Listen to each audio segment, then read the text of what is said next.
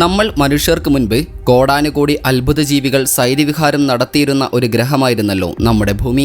അവയിൽ ചില ജീവികളെക്കുറിച്ചുള്ള വിവരങ്ങൾ മാത്രമേ നമ്മൾ മനുഷ്യർക്ക് ലഭിച്ചിട്ടുള്ളൂ. അത്തരത്തിൽ നമുക്ക് അറിയാൻ സാധിച്ച വംശനാശം സംഭവിച്ച ചില വിചിത്ര ജീവികളെയാണ് ഈ വീഡിയോയിലൂടെ നമ്മൾ കാണാൻ പോകുന്നത്. വീഡിയോ കണ്ടു കഴിയുമ്പോൾ ഈ ജീവികൾക്കൊക്കെ വംശനാശം സംഭവിച്ചത് നന്നായി എന്നായിരിക്കും നമ്മൾ ചിന്തിക്കുക. ആർത്രോപ്ലൂറ. നമ്മളിൽ പലർക്കും ഇപ്പോഴും പേടിയുള്ള ഒരു ജീവിയായിരിക്കും തേരട്ട. എന്നാൽ ഏകദേശം 2.6 മീറ്റർ നീളമുള്ള ഒരു തേരട്ടയെക്കുറിച്ചൊന്ന് സങ്കല്പിച്ചു നോക്കൂ. അതാണ് ആർത്രോപ്ലൂറ. ദിനോസറുകൾ വരുന്നതിനും എത്രയോ മുൻപ്, അതായത് ഏകദേശം 34 കോടി മുതൽ 29 കോടി വർഷങ്ങൾക്ക് മുൻപാണ് ഇവ ജീവിച്ചിരുന്നത്. അന്നത്തെ കാലത്ത് യൂറോപ്പിലും വടക്കേ അമേരിക്കയിലും വലിയ കാടുകളായിരുന്നു. ലോകത്ത് ഇന്ന് വരെ കരയിലൂടെ നടന്നിട്ടുള്ളതിൽ വെച്ച് നട്ടെല്ലില്ലാത്ത ഏറ്റവും വലിയ ജീവിയാണിവ. ഇതിൻ്റെ ശരീരത്തിൽ 30ഓളം കടുപ്പമേറിയ കവച പ്ലേറ്റുകൾ അടുക്കി വെച്ചതുപോലെ ഉണ്ടായിരുന്നു. 88ഓളം കാലുകൾ വെച്ച് ഇത് മണ്ണിലൂടെ ഇഴഞ്ഞു നീങ്ങും. കാണാൻ ഭയങ്കരനാണെങ്കിലും ആൾ പാവമായിരുന്നത്രേ. ഇതിൻ്റെ വിസർജ്യത്തിൽ സസ്യങ്ങളുടെ അവശിഷ്ടങ്ങൾ കണ്ടതുകൊണ്ടും ആക്രമിക്കാൻ പറ്റിയ പല്ലുകളോ നഖങ്ങളോ ഇല്ലാത്തതുകൊണ്ടും ഇതൊരു വേട്ടക്കാരനല്ലെന്നാണ് നിഗമനം. ആൻഡ്രോസാർക്കസ്. ഈ ജീവിയെക്കുറിച്ച് നമുക്കറിയാവുന്ന കാര്യങ്ങളെല്ലാം 1923 മംഗോളിയയിൽ നിന്ന് കിട്ടിയ ഒരൊറ്റ തലയോട്ടിയിൽ നിന്നുള്ളതാണ്. പക്ഷേ അതൊരു വലിയ തലയോട്ടിയായിരുന്നു, ഏകദേശം 1 മീറ്റർ നീളമുള്ള തലയോട്ടി. സസ്തനികളിൽ കണ്ടെത്തിയതിൽ വെച്ച് ഏറ്റവും വലിയ തലയോട്ടികളിൽ ഒന്നാണത്. ഏകദേശം 4.5 കോടി വർഷങ്ങൾക്ക് മുൻപാണ് ഇത് ജീവിച്ചിരുന്നത്. അന്ന് മുതൽ ശാസ്ത്രജ്ഞർ ഇതിൻ്റെ ശരീരം എങ്ങനെയിരിക്കുമെന്ന് ആലോചിക്കുകയാണ്. ആദ്യം വിചാരിച്ചത് ഇതൊരു ഭീമൻ ചെന്നായയെ പോലെ ഇരിക്കുമെന്നാണ്. എന്നാൽ പുതിയ അറിവുകൾ വെച്ച് നോക്കുമ്പോൾ ഇതിന് ഹിപ്പോപ്പൊട്ടാമസിനും പന്നിക്കുമാണ് കൂടുതൽ ബന്ധമെന്ന് കണ്ടെത്തി. ആ തലയോട്ടി കണ്ടാൽ തന്നെ ഇതിന് ഭയങ്കരമായ ശക്തി ഉണ്ടായിരുന്നുവെന്ന് മനസ്സിലാക്കാം. നീളമുള്ള വായയും കട്ടിയുള്ള പല്ലുകളും വലിയ താടിയെല്ല് പേശികളും ഇതിനുണ്ടായിരുന്നു. പക്ഷേ ശരീരം ലഭിക്കാത്തതുകൊണ്ട് തന്നെ ഇത് ഇരയെ ഓടിച്ചിട്ട് പിടിക്കുന്നതാണോ അതോ ചത്ത മൃഗങ്ങളെ തിന്നുന്നതാണോ എന്ന് ഉറപ്പില്ല. ഇതിൻ്റെ തലയോട്ടി കിട്ടിയ സ്ഥലം പണ്ട് കടലിനോട് ചേർന്നായിരുന്നതുകൊണ്ട് തന്നെ ഇത് കടലോരങ്ങളിൽ ജീവിച്ചിരുന്നതാകാം എന്ന് ചിലർ കരുതുന്നു. എല്ല് കടിച്ചു പൊട്ടിക്കാനും മാംസം കീറാനും പറ്റിയ പല്ലുകളായിരുന്നു ഇതിൻ്റേത്. എങ്കിലും ഇവയുടെ കൃത്യമായ രൂപം എങ്ങനെയായിരുന്നു എന്നത് ഇന്നും ഒരു രഹസ്യമാണ്. ഡിയോഡോൺ. ഇവയെ കാണാൻ ഒരു വലിയ പന്നിയെ പോലെ ഇരിക്കുമെങ്കിലും ഇതൊരു പന്നിയല്ല. കുതിരയുടെ അത്രയും ഉയരമുണ്ടെങ്കിലും ഒരുപാട് വണ്ണമുള്ള ശരീരം ഇതിനുണ്ടായിരുന്നു. കവിളെല്ലുകൾ പുറത്തേക്ക് തള്ളി നിൽക്കുന്നതും വലിയ താടിയെല്ല് പേശികളും എന്തിനേയും ചവച്ചരയ്ക്കാൻ സഹായിക്കുന്ന പല്ലുകളും ഇതിൻ്റെ പ്രത്യേകതയാണ്. ഡിയോഡോൺ മാംസം മാത്രം തിന്നുന്ന ഒന്നായിരുന്നില്ല, സസ്യങ്ങളും കഴിക്കുമായിരുന്നു. ഇതിനർത്ഥം ഇത് കിട്ടുന്നതെന്തും തിന്നുമെന്നാണ്. ചത്ത മൃഗങ്ങളെയും ചെറിയ മൃഗങ്ങളെയും എല്ലുകളെയും കടുപ്പമുള്ള സസ്യങ്ങളെയും ഒക്കെ ഇത് ആഹാരമാക്കിയിരുന്നു. ഈ പ്രത്യേകത കൊണ്ടാണ് ഇവ കുറേ കാലം ജീവിച്ചത്. ഇവയ്ക്ക് നീളമുള്ള കാലുകൾ ഉള്ളതുകൊണ്ട് തന്നെ ഒരുപാട് ദൂരം സഞ്ചരിച്ച് ഭക്ഷണം കണ്ടെത്താൻ കഴിയുമായിരുന്നു. എല്ല് കടിച്ചു പൊട്ടിക്കുന്നത് കൊണ്ടുള്ള പാടുകൾ ഇവയുടെ പല്ലുകളിൽ കണ്ടെത്തിയിട്ടുണ്ട്. ഇവ ഏകദേശം 29 ദശലക്ഷം മുതൽ 16 ദശലക്ഷം വർഷങ്ങൾക്ക് മുൻപ് വരെയാണ് ഭൂമിയിൽ ജീവിച്ചിരുന്നത്. ടൈറ്റനോബോവ. ലോകത്ത് ഇന്ന് വരെ ജീവിച്ചിരുന്നതിൽ വെച്ച് ഏറ്റവും വലിയ പാമ്പാണ് ടൈറ്റനോബോവ. ഇവയെക്കുറിച്ച് പല വീഡിയോകളും ഈ ചാനലിൽ തന്നെ അപ്ലോഡ് ചെയ്തിട്ടുണ്ട്. കൊളംബിയയിലെ സെറജോൺ എന്ന സ്ഥലത്ത് നിന്നാണ് ഇതിൻ്റെ ഫോസിലുകൾ ലഭിച്ചത്. ഏകദേശം 6 കോടി വർഷങ്ങൾക്ക് മുൻപ്, അതായത് ഡൈനോസറുകൾ പോയതിന് തൊട്ട് പിന്നാലെയാണ് ഇവ ജീവിച്ചിരുന്നത്. ഇതിൻ്റെ നട്ടെല്ലിലെ ഓരോ എല്ലിൻ്റെയും വലിപ്പം വെച്ച് ശാസ്ത്രജ്ഞർ കണക്ക് കൂട്ടിയത് ഈ പാമ്പിന് 12 മുതൽ 13 മീറ്റർ വരെ നീളമുണ്ടായിരുന്നു എന്നാണ്. ഇതിന് 1 ടണ്ണിലധികം ഭാരവുമുണ്ടാകും. ഇന്നത്തെ വലിയ അനാക്കൊണ്ടകൾക്ക് പരമാവധി 8 അല്ലെങ്കിൽ 9 മീറ്റർ നീളമേ കാണൂ എന്നോർത്താൽ ഇതിൻ്റെ വലിപ്പം മനസ്സിലാകും. ടൈറ്റനോബോവയുടെ മുന്നിൽ അവയൊക്കെ വെറും കുഞ്ഞുങ്ങളാണ്. ഇവയുടെ ജീവിത രീതി ഒരു വലിയ അനാക്കൊണ്ടയെ പോലെ തന്നെയായിരുന്നു. ഇതിന് ഇത്രയും വലിയ ഭാരമുള്ളത് കൊണ്ട് തന്നെ വെള്ളത്തിനിടയിലും ചതുപ്പുകളിലുമാണ് ഇത് കൂടുതൽ സമയം ചിലവഴിച്ചിരുന്നത്. വലിയ മീനുകളെയും മുതലകളെപ്പോലെയുള്ള ജീവികളെയും ഒക്കെയായിരുന്നു ഇത് ആഹാരമാക്കിയിരുന്നത്. ഇന്നത്തെ മലമ്പാമ്പുകളെപ്പോലെ ഇരയെ ചുറ്റി വരിഞ്ഞ് ശ്വാസം മുട്ടിച്ച് കൊല്ലുകയായിരുന്നു ഇതിൻ്റെ രീതി. ടൈറ്റനോബോവയുടെ വലിപ്പം വെച്ച് നോക്കുമ്പോൾ ആ പിടിയിൽ നിന്ന് ഒന്നിനും രക്ഷപ്പെടാൻ കഴിയില്ല. സ്മിലോഡോൺ. സൈബർ ടൂത്ത് ക്യാറ്റ് എന്ന് പലരും കേട്ടിട്ടുണ്ടാകും. സിംഹത്തേക്കാൾ വലുതും വലിയ പല്ലുകളുമുള്ള ഒരു മൃഗമാണിതെന്നാണ് പലരും ധരിച്ചു വെച്ചിരിക്കുന്നത്. എന്നാൽ സ്മിലോഡോണുകളിൽ 3 തരക്കാരുണ്ടായിരുന്നു. ഏറ്റവും ചെറുത് ഒരു ജാഗുറിൻ്റെ വലിപ്പമുള്ളതായിരുന്നു. രണ്ടാമത്തെ ടൈപ്പ് സിംഹത്തേക്കാൾ ഭാരമുള്ളതായിരുന്നു. എന്നാൽ തെക്കേ അമേരിക്കയിൽ ഉണ്ടായിരുന്ന മൂന്നാമത്തെ ഇനത്തിന് 400 കിലോയിലധികം ഭാരമുണ്ടായിരുന്നു. ലോകത്തെ തന്നെ ഏറ്റവും വലിയ പൂച്ചവർഗ്ഗങ്ങളിൽ ഒന്നായിരുന്നു ഇവ. ഇവയുടെ നീളൻ പല്ലുകൾക്ക് 28 സെൻറ്റിമീറ്റർ വരെ നീളമുണ്ടാകും. പക്ഷേ പല്ലിൻ്റെ വലിയൊരു ഭാഗം താടിയെല്ലിൻ്റെ ഉള്ളിലായിരുന്നു. ഇവിടെയുള്ള ഒരു രസകരമായ കാര്യം, ഇത്രയും വലിയ പല്ലുകൾ ഉണ്ടെങ്കിലും ഇന്നത്തെ വലിയ ക്യാറ്റുകളെപ്പോലെ ഇതിന് അത്ര വലിയ ബൈറ്റ് ഫോഴ്സുകൾ ഇല്ലായിരുന്നു. സിംഹത്തിൻ്റെ ബൈറ്റ് ഫോഴ്സിൻ്റെ 1/3 ശക്തിയേ ഇതിനുള്ളൂ എന്നാണ് പഠനങ്ങൾ പറയുന്നത്. ഇതിൻ്റെ യഥാർത്ഥ ആയുധം നല്ല കരുത്തുള്ള കൈകളായിരുന്നു.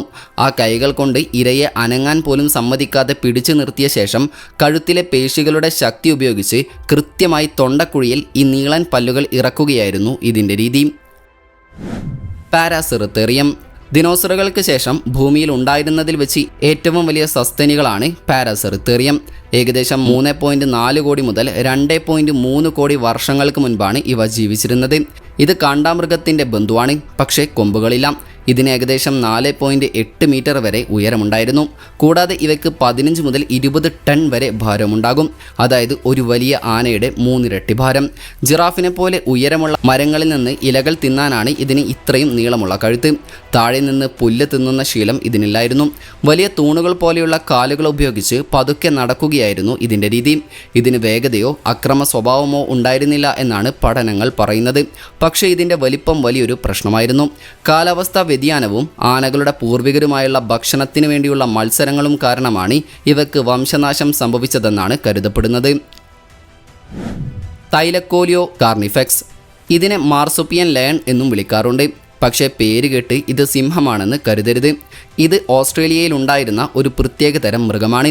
ഇതിന് ഏകദേശം ഒരു പുള്ളിപ്പുലിയുടെ വലിപ്പമേ ഉള്ളൂ. ലിസ്റ്റിലെ മറ്റ് മൃഗങ്ങളെ അപേക്ഷിച്ച് വലിപ്പം കുറവാണെങ്കിലും ബൈറ്റ് ഫോഴ്സിൻ്റെ കാര്യത്തിൽ ഇതൊരു ഭീകരനാണ്.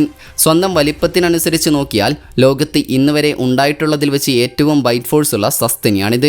കടിച്ചാൽ വിടാത്ത തരം താടിയലുകളാണ് ഇതിൻ്റെ പ്രത്യേകത. സിംഹത്തെ പോലെ വലിയ പല്ലുകൾക്ക് പകരം മുൻവശത്ത് കത്രിക പോലെ മുറിക്കാൻ പറ്റുന്ന പല്ലുകളായിരുന്നു ഇതിനുണ്ടായിരുന്നത്. ഇരയെ പിടിച്ചു നിർത്താൻ തള്ളവിരലിൽ വലിയൊരു നഖവും ഉണ്ടായിരുന്നു. ഇത് മരങ്ങളിൽ നന്നായി കയറാനും മുകളിൽ നിന്ന് ആക്രമിക്കാനും മിടുക്കനായിരുന്നു. പഴയ ഓസ്ട്രേലിയയിലെ വലിയ കങ്കാരുക്കളെയും മറ്റ് മൃഗങ്ങളെയും ഒക്കെയായിരുന്നു ഇവ വേട്ടയാടിയിരുന്നത്. ഏകദേശം 40,000 വർഷങ്ങൾക്ക് മുൻപ് ഇരകൾ ഇല്ലാതായതോടെയാണ് ഇവയ്ക്കും വംശനാശം സംഭവിച്ചത്. Irish elk. ഇതിൻ്റെ പേര് കേട്ടാൽ അയർലൻഡിലെ ഒരു മാനാണെന്ന് നമുക്ക് തോന്നും. പക്ഷേ പലയിടത്തും ഇവ ജീവിച്ചിരുന്നു. ഏകദേശം 7700 വർഷങ്ങൾക്ക് മുൻപ് വരെ ഇവ ജീവിച്ചിരുന്നത്രേ. ഇവയുടെ കൊമ്പുകളാണ് ഇവയുടെ പ്രത്യേകത. ഇതിൻ്റെ വലിയ കൊമ്പുകൾക്ക് 3.7 മീറ്റർ വരെ വീതിയുണ്ടാകും. കൂടാതെ ഇതിൻ്റെ കൊമ്പിന് മാത്രം 40 കിലോയോളം ഭാരവും വരുമത്രേ.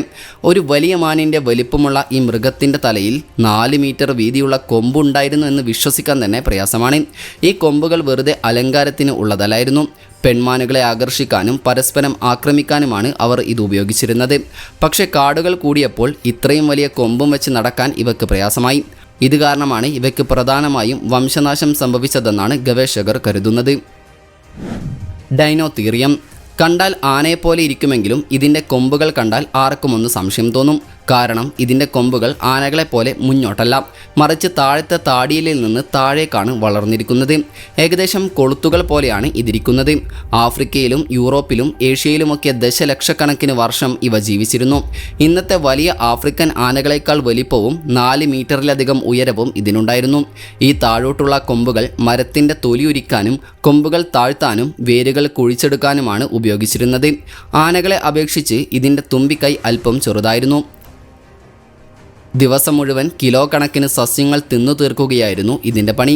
ഇന്നത്തെ ആനകൾക്ക് തന്നെ ഭക്ഷണം കണ്ടെത്താൻ വലിയ വനപ്രദേശങ്ങൾ ആവശ്യമാണ്. അപ്പോൾ അതിനേക്കാൾ വലിയ ഇതിൻ്റെ കാര്യം പറയേണ്ടതില്ലല്ലോ. Elephant bird. ലോകത്ത് ഇന്ന് വരെ ഉണ്ടായിരുന്നതിൽ വെച്ച് ഏറ്റവും ഭാരമേറിയ പക്ഷിയാണിത്. മഡഗാസ്കറിൽ ഏകദേശം 1000 വർഷങ്ങൾക്ക് മുൻപാണ് എലിഫന്റ് ബേർഡുകൾ ജീവിച്ചിരുന്നത്. അതായത് ഇത് അത്ര പഴയ പക്ഷിയൊന്നുമല്ല. 500 കിലോയിലധികം ഭാരവും 3 മീറ്റർ ഉയരവും ഇതിനുണ്ടായിരുന്നു. പറക്കാൻ കഴിയില്ലെങ്കിലും ഒരു ടാങ്ക് പോലെ ശക്തമായ ശരീരവും ബലമുള്ള കാലുകളും ഇതിനുണ്ടായിരുന്നു. ഏകദേശം 100 കോഴിമുട്ടകളുടെ വലിപ്പമുള്ള വലിയ മുട്ടകളായിരുന്നു ഇവ ഇട്ടിരുന്നത്. ഇന്നും ഇതിൻ്റെ ഉടയാത്ത മുട്ടത്തോടുകൾ മഡഗാസ്കറിൽ നിന്ന് ലഭിക്കാറുണ്ട്. കൂടാതെ ഇവ സസ്യബുക്കുകളായിരുന്നു. പഴങ്ങളും ഇലകളുമൊക്കെയായിരുന്നു ആഹാരം. പക്ഷേ ഇതിൻ്റെ വലിപ്പമാണ് പ്രശ്നം. ഇന്നത്തെ ഒട്ടകപ്പക്ഷികൾക്ക് തന്നെ ഒരാളെ ഒരൊറ്റ തൊഴി കൊണ്ട് കൊല്ലാൻ സാധിക്കും. അപ്പോൾ 500 കിലോ ഭാരമുള്ള ഈ പക്ഷിയുടെ തൊഴി എത്രത്തോളം ഭീകരമായിരിക്കുമെന്ന് ആലോചിച്ചു നോക്കും. ഇവയ്ക്ക് വംശനാശം വരാൻ പ്രധാന കാരണം മനുഷ്യർ ഇവയുടെ മുട്ടകൾ എടുത്തതും കാട് നശിപ്പിച്ചതുമാണ്.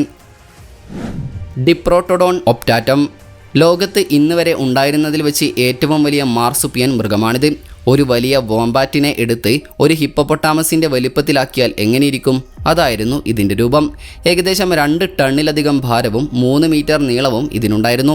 ഏകദേശം 40,000-ഓളം വർഷങ്ങൾക്ക് മുൻപ് വരെ ഓസ്ട്രേലിയയിൽ ഇവ ഉണ്ടായിരുന്നു. ചെടികൾ മുറിച്ചെടുക്കാൻ പറ്റിയ പല്ലുകളായിരുന്നു ഇവയുടെ പ്രത്യേകത. പതുക്കെ നടന്ന് ദിവസം മുഴുവൻ ഭക്ഷണം തിന്നുക എന്നതായിരുന്നു ഇതിൻ്റെ മെയിൻ പരിപാടി. ഇവ പലപ്പോഴും കൂട്ടമായാണ് നടന്നിരുന്നത്. വലിയ സസ്യബുക്കുകൾ അക്രമകാരികളല്ലെങ്കിലും അവയുടെ ഭാരം കൊണ്ട് തന്നെ അപകടകാരികളാണ്.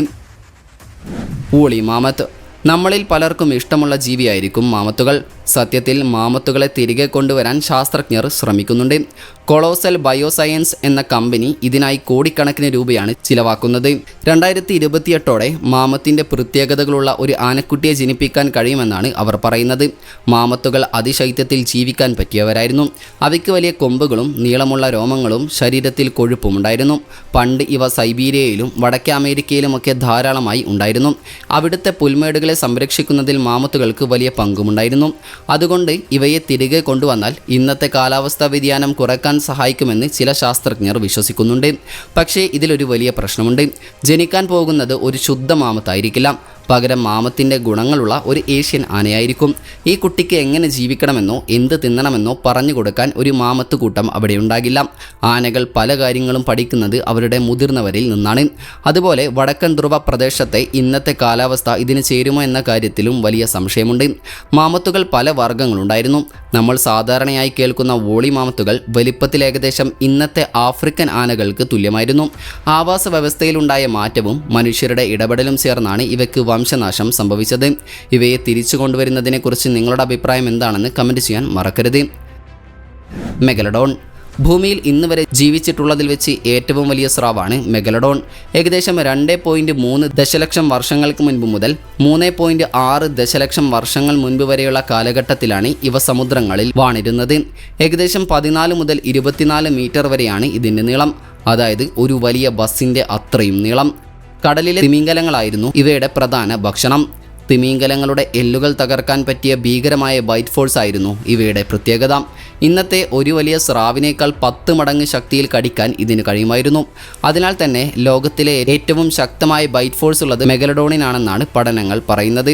സമുദ്രത്തിലെ താപനില കുറഞ്ഞതും ഭക്ഷണത്തിനായുള്ള കടുത്ത മത്സരവുമാണ് ഇവയെ ഭൂമിയിൽ നിന്നും ഇല്ലാതാക്കിയത്. പക്ഷേ ഇവ ഇപ്പോഴും കടലിൻ്റെ ആഴങ്ങളിൽ ജീവിച്ചിരിക്കാൻ സാധ്യതയുണ്ടോ? നിങ്ങൾക്കെന്തു തോന്നുന്നു? ഏതായാലും ഇക്കൂട്ടത്തിൽ നിങ്ങളെ ഏറ്റവും അത്ഭുതപ്പെടുത്തിയ വംശനാശം സംഭവിച്ച ജീവി ഏതാണെന്ന് കമൻറ്റ് ചെയ്യാൻ മറക്കരുത്. ഏതായാലും ഈ വീഡിയോയുടെ പാർട്ട് 2 ആവശ്യമാണെങ്കിൽ അതും കമൻറ്റ് ചെയ്യാൻ മറക്കരുത്.